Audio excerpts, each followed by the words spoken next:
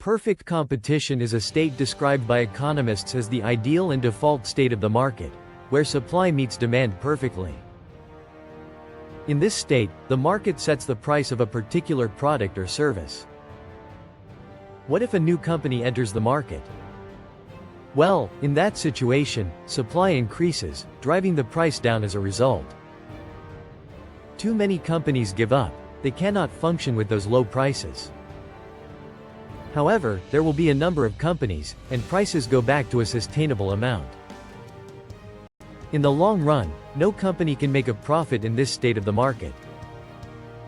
Companies that hold a monopoly, however, have their own markets. Those companies set their own prices and limit production to maximize their profits.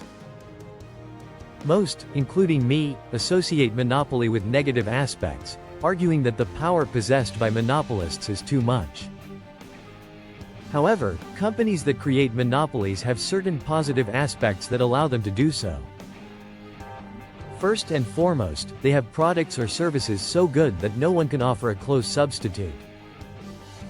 Monopolists never brag about the fact because it might cause them to get attacked, audited, or scrutinized. Therefore, they talk about the competition, non-existent, they have in the market.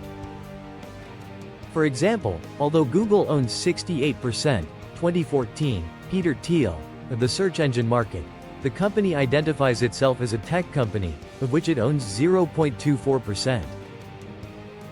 On the other hand, non-monopolists exaggerate their distinction by focusing on and combining smaller markets. For example, you want to open an ice cream shop in a smaller town in Tashkent. You are planning to sell only a type of ice cream made from a recipe left to you by your great-grandmother. No one else sells this type, so you might think you own the market in its entirety. But this is wrong. You are focusing on the wrong market. Your market is the entire ice cream industry in the town, in which you are merely a small player.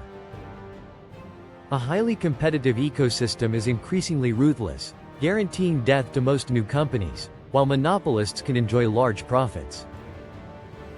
Although this money comes from society's wallet, companies that hold the relevant form of market structure make society better off. They create new things in abundance. They have so many resources that they can plan for the future and invest in R&D, research and development. On the other hand, companies in perfectly competitive markets fight for survival every single day. Every successful business is a monopoly.